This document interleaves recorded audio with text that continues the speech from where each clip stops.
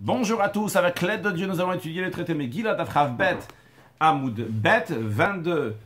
B, nous sommes à la première ligne. La Gemara est en train de rechercher, de savoir, est-ce que, alors, d'un jour de jeûne, il y a 3 lecteurs à la Torah ou il y a 4 lecteurs à la Torah? Ce qui est écrit clairement dans notre Mishnah, c'est que lorsque c'est Rosh Chodesh et Chol HaMoed, il y a 4 lecteurs. La question, elle est, pour un jeûne communautaire et Tisha B'Av, est-ce qu'il y a 3 lecteurs ou 4 lecteurs? Pour cela, Tashma, viens, écoute. On va essayer d'amener une preuve de la braïta suivante. Ze'akla, la braïta elle dit, Kol sheshbo bitul mlach ha'am. La règle générale est la suivante, que chaque jour il y a une perte de travail pour les gens si on va les retenir plus longtemps à la synagogue. Et la braïta elle donne 2 exemples. Kigon tanit tzibur v'tisha b'av. Comme le jour de jeûne communautaire et le 9 Av, le jour que le temple a été détruit. Eh bien, dans ces cas-là, la braïta nous dit Korin Gimel, il y a 3 personnes qui lisent. Par contre, lorsqu'il n'y a pas de perte de travail pour les gens, si on va les retenir plus longtemps à la synagogue, et la braïta donne un exemple, comme par exemple Rosh Chodesh et Chol HaMoed. Dans ces cas-là, Korin Dalet, il y a 4 personnes qui vont lire dans la Torah. Rashi, donc la règle elle est que s'il y a une perte de travail pour les gens, si on va les retenir plus longtemps à la synagogue, le fait qu'on les retient, qui s'attardent dans la synagogue. Et la Braïta nous a donné un exemple. Rashi nous dit que comme par exemple un jeune communautaire chez Mutar Bimlacha, qu'en général on a le droit de travailler les jours de jeûne. Comme Rashi dit, Rov Tanit Tzibur, la majorité des jeunes communautaires, Mutarin Bimlacha, il est permis de travailler, Chutz Michel Geshamim Emtsaim Vacharonim, à l'exception des jeunes que les sages ont décrété lorsqu'il n'y a pas de pluie. Et dans ça, il y a une série de jeûnes, il y a une première série, une deuxième et une troisième, et uniquement dans la deuxième et troisième série de jeûnes, si la pluie n'est pas tombée, qu'à ce moment-là, en plus du jeûne, on ne travaille pas aussi. Mais en général, on peut travailler, il est permis de travailler les jours de jeûne. Toujours dans Rashi et Tisha B'Av, Nami Mutar Bimlacha, Tisha B'Av aussi on a le droit de travailler.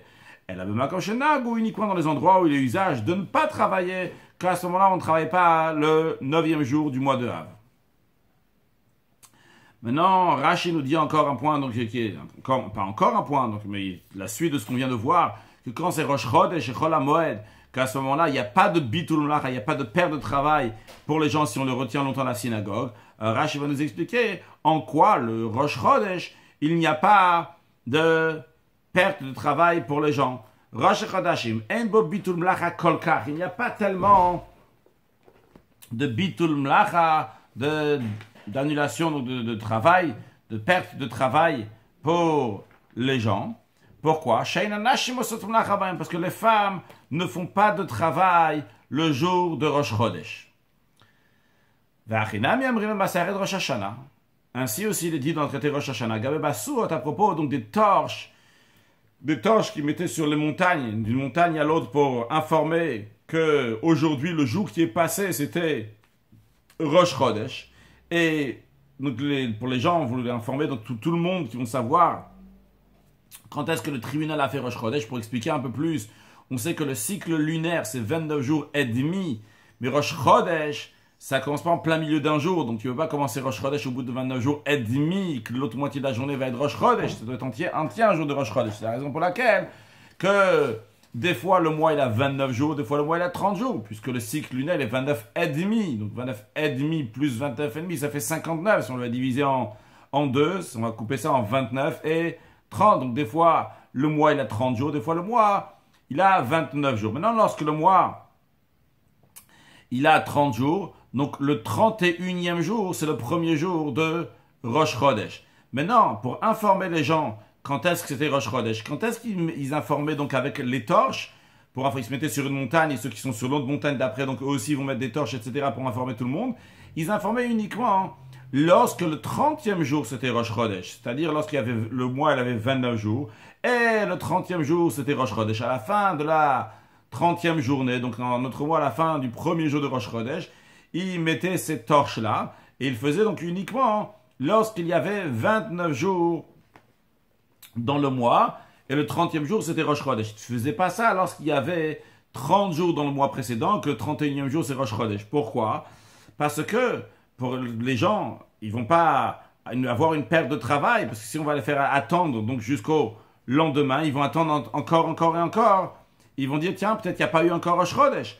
Donc, Mishum Bitul Mlach Alaam Shnei Yamim, pour pas faire que les gens vont pas travailler pendant 2 jours. C'est la raison pour laquelle, que quand il y a un mois, donc il y a 29 jours, tout de suite après, eh bien, à la fin de Rosh Chodesh, on met les torches pour dire aux gens, c'est bon, demain vous pouvez travailler, vous n'avez pas besoin d'attendre encore un jour. Sachez que c'était déjà Rosh Chodesh aujourd'hui, et n'attendez pas encore un jour, en pensant que peut-être le mois précédent il avait 30 jours, et demain ça sera Rosh Chodesh, donc demain vous n'allez pas travailler. Donc pour pas faire perdre du travail aux gens, on mettait les torches, lorsque le mois il avait 29 jours, et le 30e jour c'était Rosh Chodesh. Donc Rashi veut ramener encore une preuve, dont on voit, il ramène une preuve dans laquelle on voit, donc il y a le fait de Bitul Mlacha, le fait qu'on ne travaille pas le jour de Rosh Chodesh. Rashi rajoute, j'ai entendu de mon ancien maître, chez Nitna Lahem, mitzvazo, que les femmes ont reçu cette mitzvah, on l'a donné cette mitzvah, donc ce commandement, cette particularité de ne pas travailler le jour de Rosh Chodesh. Pourquoi? Parce qu'ils n'ont pas enlevé leurs bijoux lors du veau d'or. Lorsqu'il y a eu le veau d'or, les Juifs, ils ont demandé à leurs femmes, aux Juives, donc de donner leurs bijoux pour le veau d'or, et les femmes n'ont pas voulu donner pour le veau d'or. Comme ça, c'est expliqué dans un Tosfot, et j'ai trouvé donc toute cette histoire-là, Perek Memhe de Braïta de Rabbi Eliezer, dans le 45e chapitre, dans la Braïta de Rabbi Eliezer, donc dans un Midrash. Que quoi? Sham ou Anashi, on a passé raconter que les femmes, ils ont entendu que les maris voulaient avoir leurs bijoux pour faire une idole. Ils n'ont pas voulu donner leurs bijoux au mari. Elle a seulement quoi? Amroulahem, ils ont dit au mari, Atem rotzim lasot pesel ou masacha. Vous voulez faire donc des idoles qui n'ont pas de force pour sauver, donc qui n'ont aucune importance, qui n'ont pas de vie, qui ne sont pas de Dieu. Là-bas, dans la suite, c'est raconté. Donc, qu'est-ce qu'ils ont fait? Ils ont enlevé leur propre boucle d'oreille qu'ils avaient à eux, et donc, qui n'est pas en tous les cas, pas ceux des femmes. Donc, c'est Nizme, Azav, Oznem, donc c'est ce qu'il y avait sur les oreilles. Et en conséquence, Akadosh Baruch Hu, il a récompensé les femmes dans ce monde-ci. Que quoi? Qui vont garder le Rosh Chodesh, le premier jour du mois, plus que les hommes. Donc, que les femmes ne vont pas travailler le jour de Rosh Chodesh. Encore une chose, non seulement que Dieu a récompensé les femmes dans ce monde-ci, mais de même, le Olam Haba, dans le monde à venir. Comment ça? Donc les femmes vont se renouveler, comme comme le début de mois que la lune se renouvelle. Il est dit,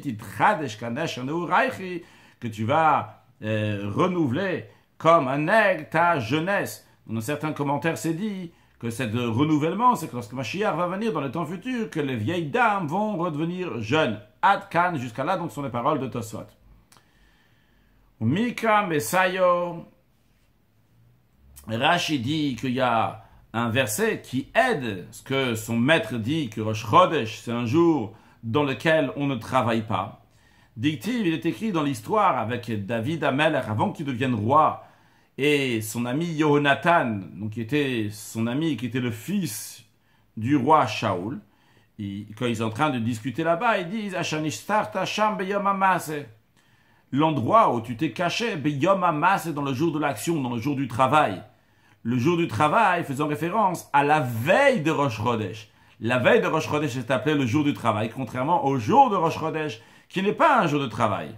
Mais Tirgem Yonatan, la traduction araméenne, donc par Yonatan ben Uziel, quand il traduit les mots Beyom Hamas, il dit c'est quoi? Beyom Adechola, dans le jour profane, dans le jour donc de travail.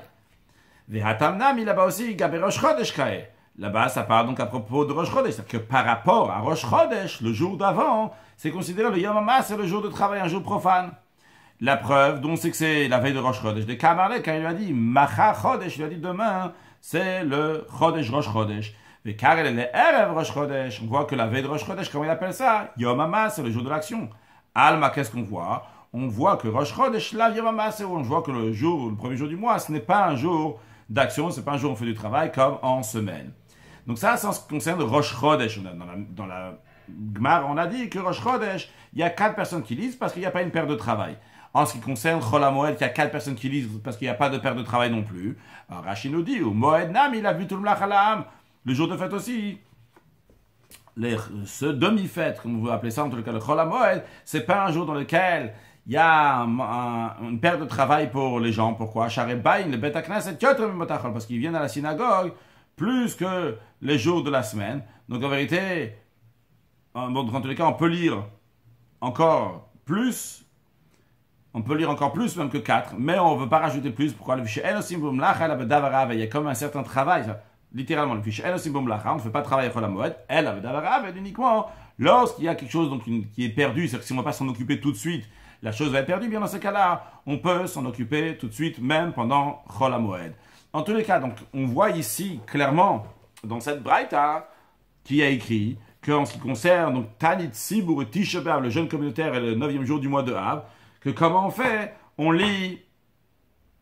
Il y a 3 personnes qui vont lire. Et la Gemara dit en effet, Shma Mina, tu peux bien apprendre de cela. On a la réponse à notre question. Est-ce que le jeûne communautaire, il y a 3 personnes ou il y a 4 personnes qui lisent? Réponse, jeûne communautaire, il y a 3 personnes qui vont lire. Donc ça, la Gemara, elle a conclu. Mais Ravashi n'est pas d'accord. Amar Ravashi, Ravashi dit, pourtant, nous, dans notre Mishnah, on n'a pas enseigné comme ça. Alors, ce que Ravashi va nous ramener, c'est pas écrit noir sur blanc dans la Mishnah, mais il veut le déduire de la Mishnah. Il est écrit dans la Mishnah, Ze'aklal, voici la règle. Kol yom sheyesh bo musaf. La règle générale est la suivante, que chaque jour où il y a un ajout, un rajout, donc on traduit toujours musaf, c'est le sacrifice de musaf. Ve'eino yom tov, et c'est pas un jour de fête. Kol arba, il y a 4 personnes qui lisent. Maintenant, le fait qu'il y a écrit Ze'aklal, voici la règle. On a déjà appris plusieurs fois qu'à chaque fois écrit voici la règle, c'est pour nous rajouter quelque chose. La question ici, ça vient nous rajouter quoi? Alors là, demande la touillema, il vient rajouter quoi? Là, n'est-ce pas, la touillema tzibur?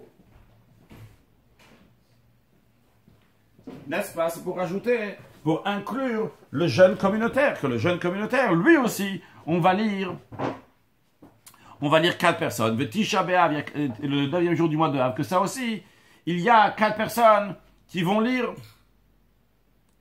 Donc, le Ze'aklal, quand on dit voici la règle, ça veut dire qu'on vient rajouter encore d'autres choses en plus de ce qu'on sait déjà. Parce que sinon, quand ça sert là, après avoir cité déjà Rosh Chodesh et Chol HaMoed, on dit Ze'aklal, voici la règle.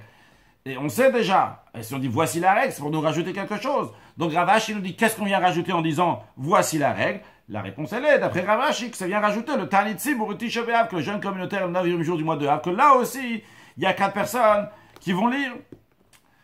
Alors, la Gemara, à la place de répondre à Ravashi, elle demande une question sur Ravashi, donc qui va faire tomber ce que Ravashi dit. Et la Gemara dit, ou le Ravashi, d'après Ravashi, si tu dis que ça c'est l'explication de la Mishnah en disant Ze'aklal, voici la règle générale, c'est pour nous inclure le jeûne communautaire le 9e jour du mois de Av, d'après Ravashi, Matnitin Mani, la Mishnah, notre Mishnah, elle va d'après quelle opinion? A priori, elle va ni d'après l'Otanakama, ni d'après l'opinion de Tanakama, le Rabbi Yossé, ni d'après l'opinion de Rabbi Yossé. De quoi s'agit-il quand on dit que notre Mishnah, que d'après Ravashi, notre Mishnah dit qu'il y a 4 personnes qui lisent dans le jeûne communautaire, ça ne peut pas aller d'après, notre Mishnah ne pourra pas aller ni d'après Tanakama, ni d'après Rabbi Yossé. C'est la braïta suivante, c'est-à-dire, la Gemara va ramener une braïta dans laquelle on voit une opinion, donc celle de Tanakama, et une deuxième opinion, celle de Rabbi Yossé. Et on va voir que les 2 opinions, et celle de Tanakama et celle de Rabbi Yossé, les 2 sont d'accord que le jour de jeûne communautaire, il n'y a pas 4 lecteurs. Donc, ils sont en désaccord combien de personnes lisent dans un jeûne communautaire. Mais les 2 sont d'accord que c'est pas 4. D'après Ravashi, qui dit que notre Mishnah, il y a 4 lecteurs, alors d'après qui notre Mishnah va aller? L'opinion de qui? Voyons la braïta. Des Tanya dans une braïta. On va faire d'abord Rashi, excusez-moi. Ou le Ravashi, d'après Ravashi, de Amar Ze'aklal, qui dit voici la règle générale des Matnintin, quand on dit dans la Mishnah Ze'aklal, voici la règle. La Touyenami Tisha B'Av, c'est aussi pour inclure donc Tisha B'Av, donc qui est aussi les jeunes communautaires. Des Idbe Moussaf, qui est un Moussaf, un rajout de quoi? On a dit tout à l'heure que Moussaf, quand on dit en général Moussaf, c'est le sacrifice de Moussaf, le sacrifice qui est rajouté donc à Chol HaMoed ou qui est rajouté à Rosh Chodesh. Mais d'après Ravashi, c'est comme on a appris dans le cours précédent que le fait qu'il y a un Moussaf, c'est pas spécialement un sacrifice, mais Moussaf Tfila même, quand on rajoute de la prière, en l'occurrence donc dans un jeune communautaire on rajoute Tfila Tanenu, la prière de Anenu. Toujours dans Rashi, d'après lui, Matnitin Mani, notre Mishtal, d'après qui, Khulu, etc. Ça va ni d'après Tanakama, d'après Rabbi Yosef, puisqu'on a enseigné que Chaliot Khulu, que si c'est tombé, donc tel et tel jour, il y avait Tisha B'Av Tanya. Alors c'est une braïta qui est dit à propos de Tisha B'Av, 9e jour du mois de Av, Bishmata Batraita, dans le dernier chapitre de Masechet Tanu traité Tanit. Alors dans le Rashi précédent, quand je dis Tisha B'Av, je dis Tisha B'Av et jeune communautaire. Alors, il faut pas dire comme ça Tisha B'Av et jeune communautaire, vu que Rashi justement nous dit que la braïta qu'on va ramener, elle parle uniquement de Tisha B'Av. Donc, ce qui pose problématique sur le point de Tisha B'Av, non pas sur le point du jeune communautaire. Vous voyez sur le texte de la Gemara de Tanya, dans une braïta, Chal Yad B'Sheinu B'Chamishi, ici Tisha B'Av il tombe un lundi ou un jeudi, Korin Gimel ou Maftir Echad. Il y a 3 personnes qui sont appelées à la Torah pour lire un passage, et un qui va terminer avec un passage des prophètes, la Haftara. Alors juste pour pas s'embrouiller ici, quand on dit qu'il y en a 3 qui lisent ou Maftir Echad, c'est-à-dire que le 3e, c'est lui le Echad qui est Maftir. C'est pas qu'il y a pas 4 lecteurs ici. Il y a 3 lecteurs, et le 3e lecteur, c'est lui qui va faire la Haftara. Donc quand on dit Korin Gimel, il y en a 3 qui lisent ou Maftir Echad, et un il va faire la Haftara, donc il va achever avec un passage des prophètes. C'est le 3e qui va achever avec le passage des prophètes. Donc en d'autres mots, il y a 3 personnes qui vont lire dans la Torah. Bashlishi ou Barvi, si Tisha B'Av tombe un mardi ou un mercredi, Kore Echad ou Maftir Echad. D'après Tanakama, il y a une seule personne qui va lire dans la Torah, et cette personne-là qui a lu dans la Torah, c'est lui qui va conclure avec l'Haftara, avec lire un passage des prophètes. Donc ça, c'est l'opinion de Tanakama. En tous les cas, on voit que d'après Tanakama, à Tisha B'Av, de lundi et jeudi, il y a 3 lecteurs, et si c'est mardi, mercredi, il y a un lecteur. Rabbi Yosef, mais Rabbi Yosef il dit, le Olam Korin Gimel Maftir Echad. Rabbi Yosef dit, toujours, que ce soit un lundi, jeudi ou que ce soit un mardi, mercredi, toujours, il y a 3 lecteurs. Et le 3e lecteur, c'est lui qui va lire un passage des prophètes. Donc on voit clairement ici que, en ce qui concerne Tisha B'Av, il y a une discussion donc pour combien de personnes vont lire en fonction des jours de la semaine. Mais quoi qu'il arrive, que ce soit Tanakama ou que ce soit Rabbi Yosef, les deux ne diront pas plus que 3 lecteurs à Tisha B'Av. D'après Ravashi, Ravashi a dit que notre Mishnah, en disant Zéaklal, voici la règle générale, que quand il y a un Moussaf et c'est pas Yom Tov, et dans ces cas-là, il y a 4 lecteurs, c'est pour inclure le jeune communautaire et Tisha B'Av. Après, il y a une question ici, voici que cette braïta qui parle donc de Tisha B'Av, du 9e jour du mois de Av, elle dit qu'il y a maximum 3 lecteurs, mais il n'y a pas 4 lecteurs. Et c'est d'après les 2 opinions, aussi bien Tanakama, aussi bien Rabbi Yosef. Alors d'après Ravashi, dit que dans notre Mishnah, on devrait en déduire que Tisha B'Av et jeune communautaire, il y a 4 lecteurs. Comment cette braïta, comment notre Mishnah va parler ni d'après Tanakama de la braïta, ni d'après Rabbi Yosef. D'après Tanakama, il y a 3 ou 1 lecteur, et d'après Rabbi Yosef, il y a 3 lecteurs. Donc, et Tisha B'Av, donc il n'y a pas 4 lecteurs. Ça ne marche pas avec ce que Ravashi nous dit. Alors, la Gemara répond sous forme de question. D'abord, Rashi, excusez-moi, Kore Echad Maftir Echad, Kore Waver Maftir. Donc, celui qui lit, Rashi nous dit, c'est lui le Maftir. C'est ce que j'ai souligné oralement, que le lecteur, c'est lui qui fait la Haftara. Donc, c'est pas qu'il y a un 4e encore qui va lire. La Gemara donc répond en forme de question. Elle dit, la Kashia Zéaklal. Ok, tu me dis que d'après Ravashi, il y a un problème, parce que notre Mishnah, elle peut aller ni d'après Tanakama, ni d'après Rabbi Yosef. Mais dans ces cas-là, on a la question, qu'est-ce que la Mishnah veut nous enseigner en disant, voici la règle générale. Si les moments où on lit 4 lecteurs, c'est uniquement Rosh Chodesh et Chol HaMoed, la Mishnah n'a pas besoin de dire, voici la règle générale. On t'a déjà dit exactement quand est-ce qu'on va lire. Alors la Gemara répond, non, on a besoin de cette déclaration-là. Pourquoi? La Touye Rosh Chodesh Moed, pour inclure Rosh Chodesh et Chol HaMoed dans les jours dans lesquels il y a 4 personnes qui vont lire. La Gemara me dit, mais c'est désolé, on ne peut pas dire une telle chose. Ça c'est dit clairement dans la Mishnah. Rosh Chodesh et Moed Korin Arba, que Rosh Chodesh et Chol HaMoed on lit 4. Alors s'il y a 4 personnes qui vont lire, donc pourquoi on a besoin de dire rajouter cette règle générale? C'est la raison pour laquelle que la Gemara répond.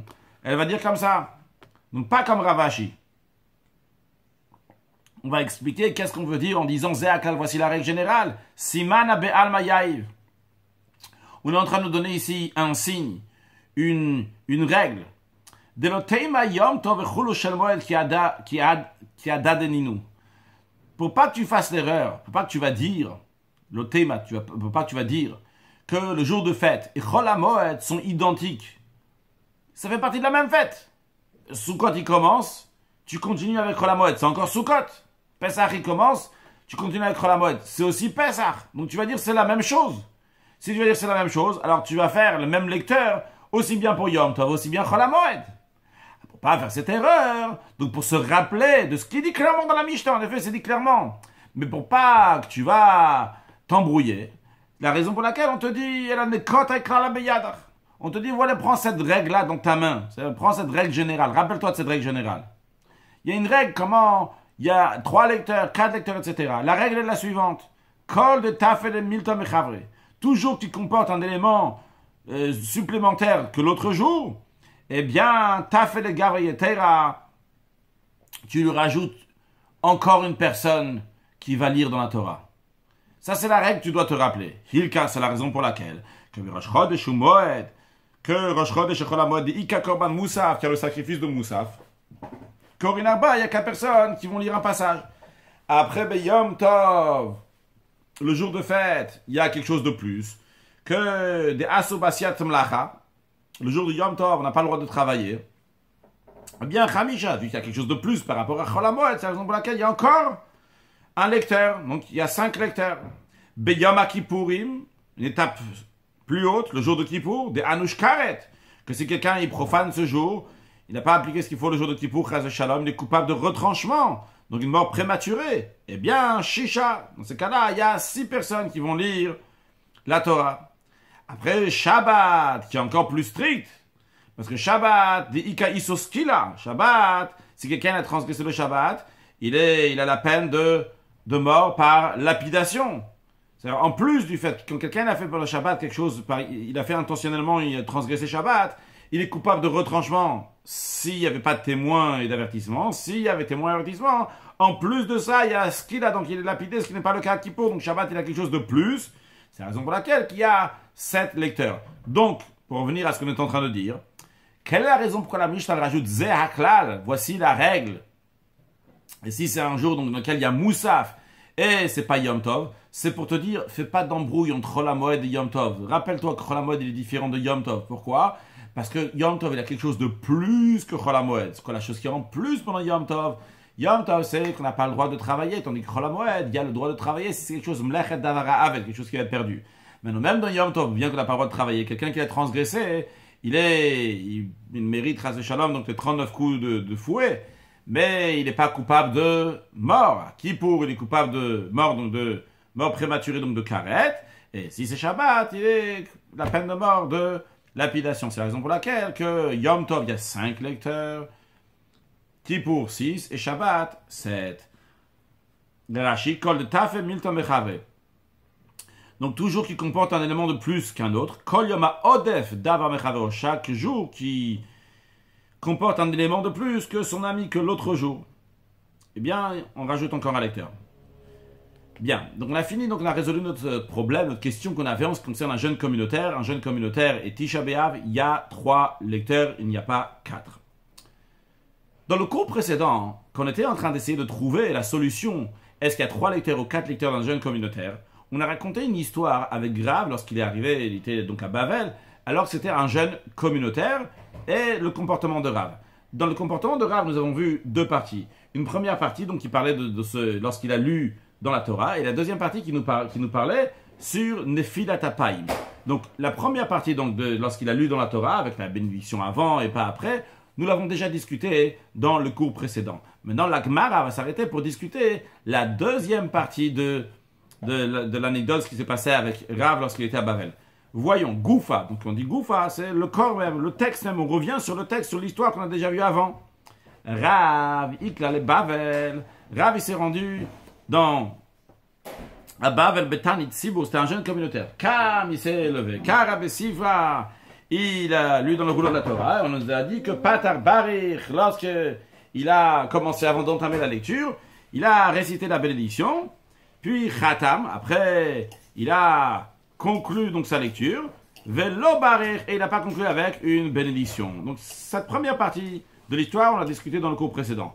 La deuxième partie qu'on n'a pas encore discutée, que maintenant la Gemara va discuter, c'est que Naful Kule Alma Anpayu. Tous les gens sont tombés à terre sur leur visage afin de réciter Tachanun, ce qu'on appelle en hébreu Nefilat Apaim, donc tomber à terre sur le visage, lorsqu'on fait Tachanun, donc des supplications juste après la Mida, après le Shmone Esre, le matin, et à Mincha, le matin et l'après-midi, donc on fait après Nefilat Apaim. Donc on nous dit que tous les gens, ils sont tombés à terre sur leur visage, Verav le Nafalalampe, et Rav n'est pas tombé sur son visage. Donc ça, on avait raconté ça, mais on n'avait pas demandé, discuté de ce sujet. Justement, la Gemara maintenant nous dit, elle demande, Maïtama Rav lo nafilalap, et quelle est la raison que Rav n'est pas tombé sur son visage pour réciter le Tachanun, les supplications, comme tout le monde l'a fait.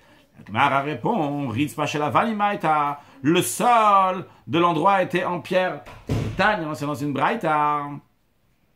La Torah dit, Ve'even maskritotitnu be'artzechem l'ishtachavot aleya. Et un revêtement en pierre, vous ne mettrez pas dans votre pays pour vous prosterner sur lui, sur le revêtement en pierre. Donc, on apprend de la Aleya, yatamishtachav be'artzechem, que tu n'es pas autorisé de te prosterner dans votre pays, c'est-à-dire dans l'endroit où tu habites, tu n'as pas le droit de te prosterner sur de la pierre. Mais tu as le droit de te prosterner sur les pierres qui sont dans le temple. Oula, c'est conforme à l'enseignement que Oula enseigne. De Amar Oula, car Oula a dit, Lo asra Torah la ritzva shel avanim bilva. La Torah n'a interdit uniquement sur un sol en pierre, qu'un sol en pierre, on n'a pas le droit de se prosterner sur ce sol-là en pierre si c'est pas dans le Beth Hamidash. Rashi Lo asra Torah bepasuk zeh.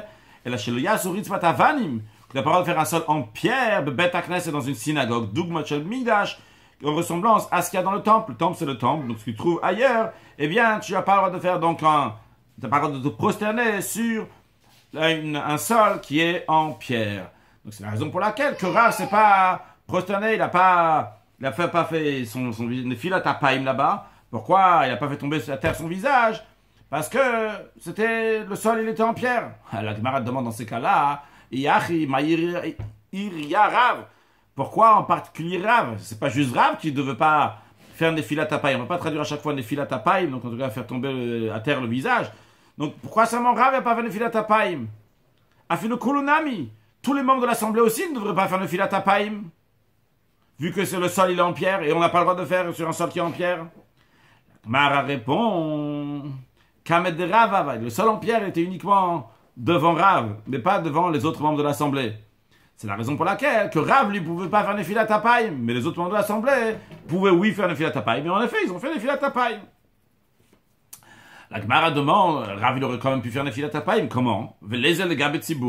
Rav aurait dû se déplacer, aller à l'endroit où se trouve l'Assemblée, où là-bas donc eux ils n'avaient pas un sol en pierre devant eux. Et là-bas donc tomber là-bas sur son visage pour essayer de Tachanun faire Nefilat Apaim. Mara répond, en effet, Rav aurait pu faire ça. Mais le Baal Mitrach Tzibour, elle n'a pas voulu déranger l'Assemblée, parce que s'il va passer devant l'Assemblée, tout le monde va devoir se lever en honneur pour Rav, et il ne voulait pas déranger. Rashi, le Baal Mitrach Tzibour, elle n'a pas voulu déranger l'Assemblée. Chez Miel, s'il va aller, Yam de Panav, ils vont se lever devant lui. Il ne voulait pas. Ça, c'est une première réponse. Donc, d'après cette réponse-là, il y avait un sol en pierre devant lui. Les autres n'avaient pas un sol en pierre, donc c'est la raison pour laquelle que lui, il n'a pas fait Nefilat Apaim, mais les autres, l'assemblée qui n'avait pas un sol en pierre, eux ont oui fait Nefilat Apaim. La Gemara donne une autre réponse. Veiba et Teima. Et si tu veux, je vais te dire. Rav, lui, sa manière, comment il faisait Nefilat Apaim, c'était comment Pishut Yadayim Veraglaim Ave Avid. Il étendait ses bras et ses jambes lorsqu'il faisait donc Nefilat Apaim en récitant donc le Tachanun, la supplication. Donc, dans des mots simples, il se mettait à plat ventre, donc les jambes et les mains, donc à plat entièrement sur le sol. Comme ça, il faisait les filat apaim. Ogde Oula. Et comme l'enseignement, ça correspond donc à ce que Oula a dit avant, l'enseignement de Oula, ça qu'on a vu avant que c'est interdit de se prosterner sur le sol. Amar Oula, il a dit, la Torah, la Torah l'interdit uniquement donc d'étendre les bras et les pieds, bilvad, uniquement dans un tel cas, là c'est interdit. Rashi. Pichut Yadayim Veraglaim, Kshehaya Nofel al Panav, lorsqu'il faisait Nefilat Apayim, ou Sharat Sibur, Loayosim Ken, les gens de la communauté ne faisaient pas comme ça, l'assemblée ne faisait pas comme ça, ne faisait pas un Pichut Yadayim Veraglaim. C'est la raison pour laquelle que lui, donc quand il faisait de manière différente de tout le monde, la Nefilat Apayim, c'est la raison pour laquelle que lui, il n'a pas voulu faire de manière différente de tout le monde.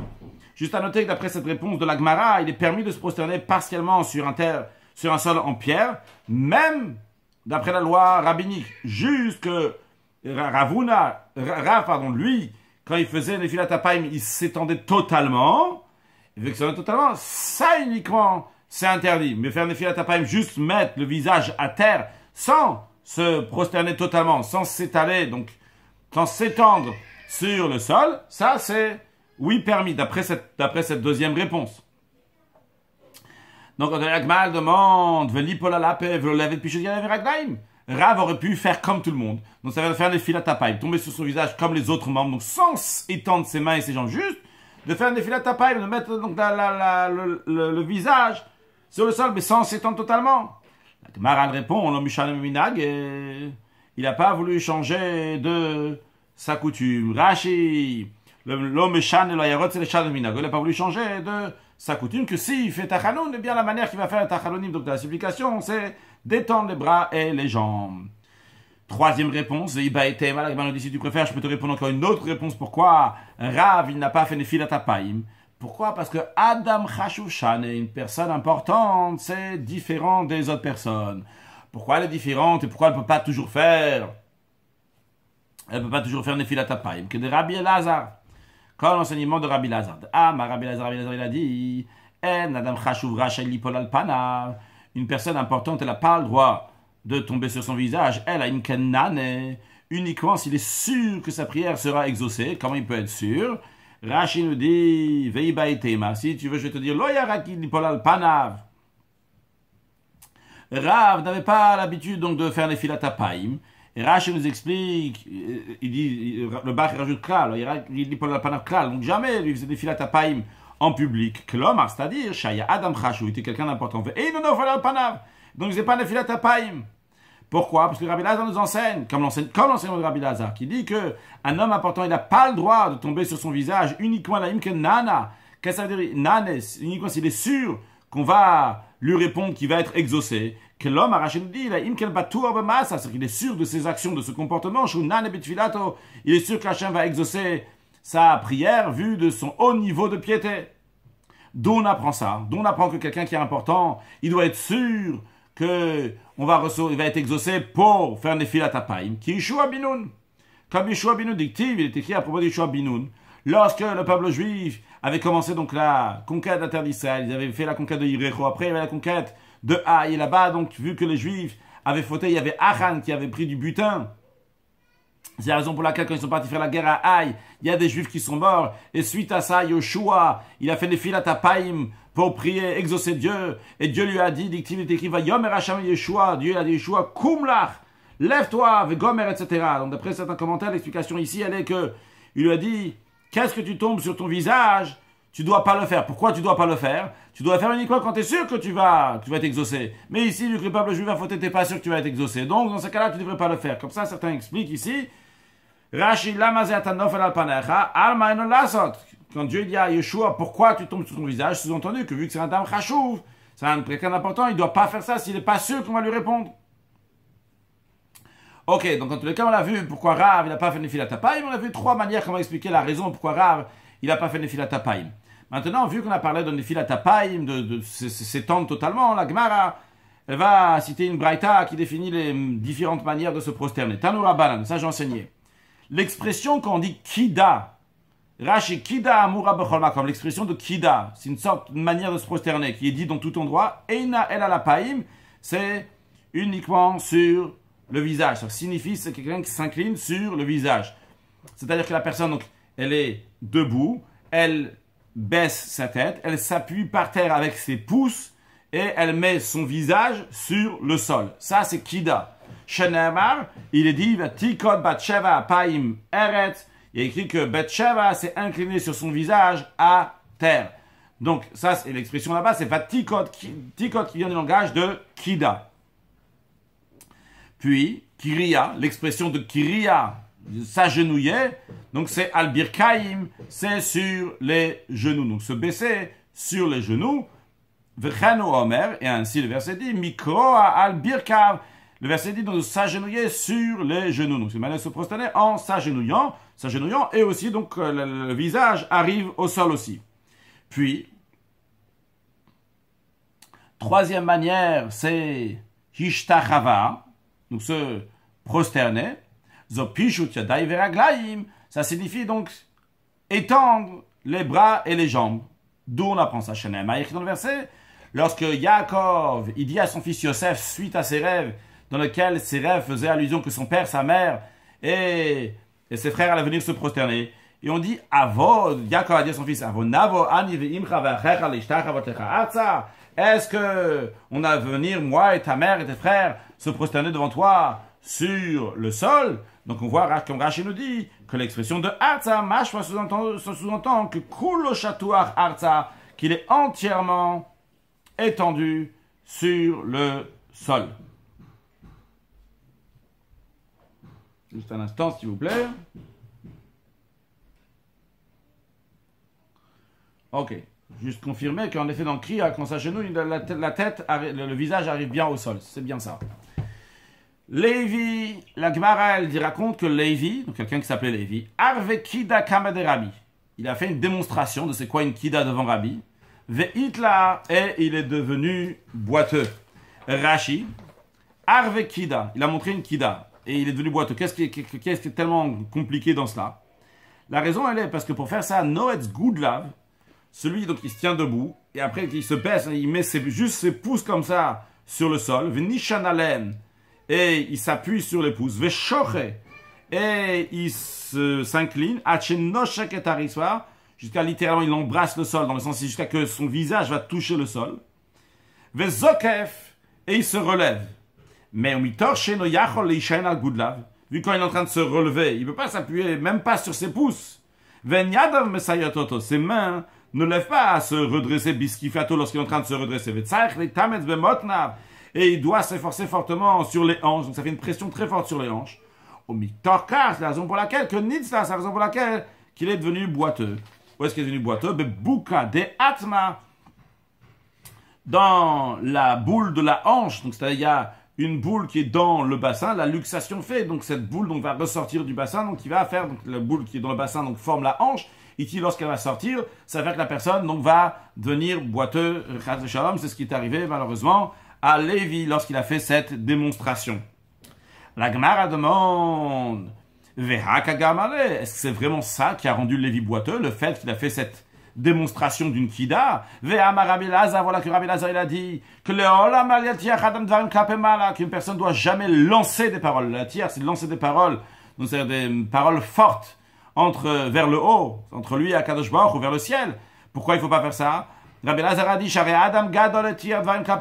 quelqu'un de très important a lancé une fois des paroles vers Akadosh Baruch Hu. On va voir dans Rashi dans un instant. Hitler, il est devenu boiteux. Et Umanu, c'est qui cette personne-là? C'est Lévi. Donc pourquoi Lévi est devenu boiteux? Parce qu'il a parlé de manière irrespectueuse, si on peut dire à Hachem, Rashi et Tir Dvarim Klapemala. Dans le traité Tanit, là-bas, il n'y avait pas de pluie. Lévi, la Gemara raconte que Lévi a dit à Kadosh Baruch Hu, Alita lamarom, tu es monté dans les cieux. Veinata mashgiach albanecha, tu t'occupes plus de tes enfants. Alors c'est vrai que la pluie après elle est tombée, mais quand même, il a reçu que quoi, il est devenu boiteux. À cause de quoi? Parce qu'il a parlé d'une telle manière à Hachem. Alita lamarom, tu es monté dans le ciel et tu ne regardes pas, tu t'occupes pas de tes enfants. Tu ne réalises pas l'importance de hashgacha pratit. Donc, have hagarmale. La Gemara raconte qu'en vérité, ceci et cela lui ont occasionné ce boitement. C'est l'un et l'autre. Rashi avait agamele. Vu qu'il a parlé comme c'était la manière vers Kadosh Baruch Hu, eh bien, c'est ce qui lui est arrivé donc au moment qui était dangereux. C'est-à-dire que lorsque c'était un moment dangereux, eh bien, lorsqu'il a fait la kida, c'était un moment dangereux, c'est un moment risqué. Alors, à ce moment-là, il a reçu la punition qu'il devait avoir. La Gemara conclut ce sujet en disant que Amarafria Barav, conclut donc ce qu'on a vu avant, donc la manière de faire Nefilat Apayim, que Rafria Baravin, il raconte que Chazina le haut, les Abaye Verava, il a vu Abaye Verava, comment il faisait donc le Tachanoun, donc eux, de Matzle Atzlouye, ils se penchaient sur le côté. Il y a plusieurs manières comment expliquer Matzle Atzlouye, même dans les mots de Rashi, on va expliquer comme la coutume Ashkenaz et Chabad fait aujourd'hui, de Matzle Atzlouye Atzidem, ça veut dire qu'ils se penchaient sur le côté.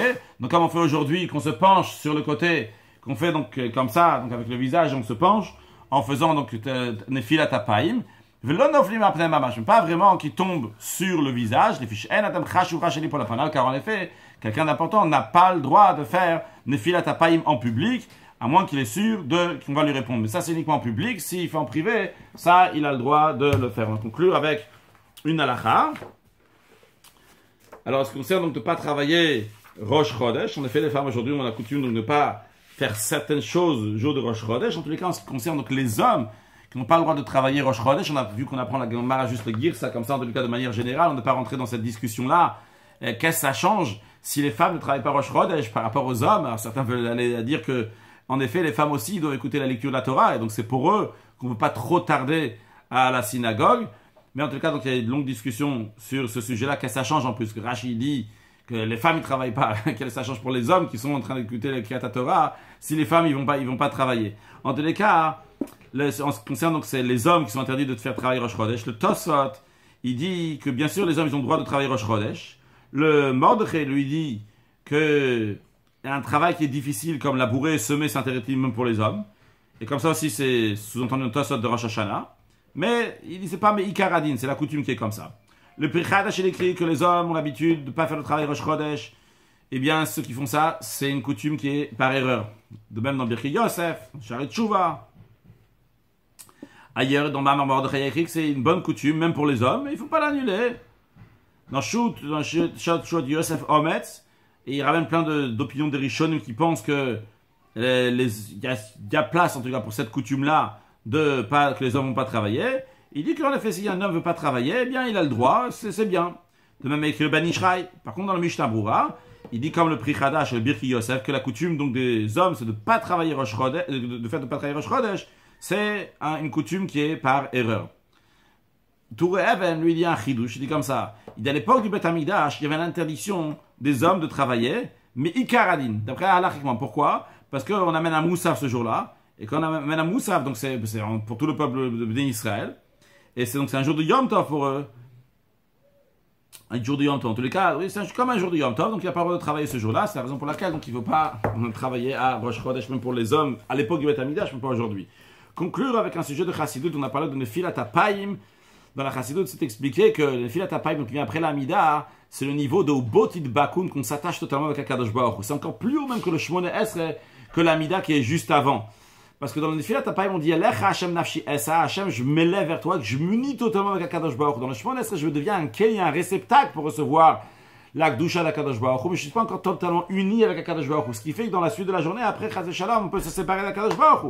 Par contre, quand il y a au Botit Bakun, qu'on s'attache à Kadosh Baruch Hu, à ce moment-là, même les Gimel Klipot Atma de 3 forces d'impureté ne peuvent pas séparer la personne du Kadosh Baruch Hu. Il reste tout à fait attaché à Kadosh Baruch Hu, de manière que ça ne peut pas s'enlever. Le Tzemar Tzedek, donc il ramène plein de versets pour prouver ça. En tout cas, donc c'est un très haut niveau de Nefilat Apayim, du fait que Kadosh Baruch Hu va exaucer nos prières, qu'on soit important, pas important. Chaque juif est très important. Kadosh Baruch Hu va exaucer nos prières et nous amener la venue de Mashiach. Now, excellente journée.